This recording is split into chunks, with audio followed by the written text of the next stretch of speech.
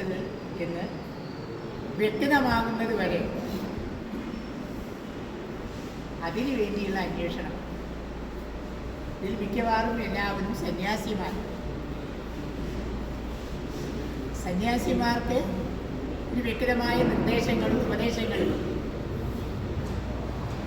ഒരു ചിട്ടയും അതിൻ്റെ ഒരു ജീവിതക്രമവും ഒക്കെ ഉണ്ട്.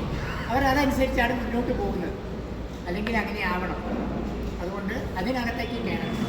അതല്ലാത്ത രീതിയിൽ സാമൂഹ്യ വ്യവസ്ഥയനുസരിച്ച് ജീവിക്കുമ്പോൾ ഇതേപോലത്തെ രഥയാത്രകളും സംഗമങ്ങളും എന്താണ് സമൂഹത്തിൽ നമുക്ക് ചെയ്തു തീർക്കാനുള്ള പ്രവൃത്തി എന്നതിനെക്കുറിച്ചുള്ള ബോധവും കാലം നമ്മളിൽ ഏൽപ്പിച്ച കർമ്മം നാം എങ്ങനെ ചെയ്യുന്നു എന്നതിൻ്റെ നിർദ്ദേശങ്ങൾ കൊടുക്കുക എന്നത് ഇതുപോലത്തെ വിശ്വഹിന്ദു പരിഷത്ത് പോലത്തെ ഓരോ സംഘടനകളുടെ ഉത്തരവാദിത്വങ്ങളാണ്.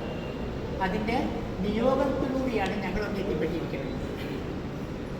അപ്പം ഇതേപോലത്തെ സംരംഭങ്ങൾ, സമ്മേളനങ്ങൾ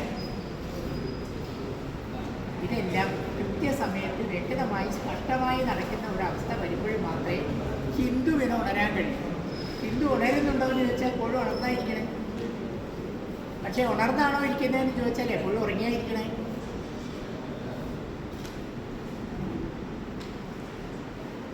അപ്പോഴേ അതിനകത്തൊരു വൈരുദ്ധ്യാത്മക ഭൗതികവാദവും എപ്പോഴും ഉറങ്ങിയാണ് ഇരിക്കുന്നത്, എപ്പോഴും ഉണർന്നാണ് ഇരിക്കുന്നത്. ഇത് രണ്ടും ഒരേപോലെ ശരിയാണ്. ഉറങ്ങിയാണ് ഇരിക്കുന്നത്, എപ്പോഴും ഉണർന്നാണ് ഇരിക്കുന്നത്. പക്ഷേ ഉറങ്ങിയിരിക്കുന്നവർക്ക് ഉണർന്നിരിക്കാനുള്ള പ്രചോദനം ഇതേപോലത്തെ സംരംഭങ്ങളിൽ നിന്നും ഇതുപോലത്തെ കൂട്ടായ്മകളിൽ നിന്നും സമ്പാദിച്ച് സ്വാംശീകരിച്ച് ജീവൻ്റെ ഒരു ഭാഗമാക്കി മുന്നോട്ട് പോകാവുന്നതാണ്.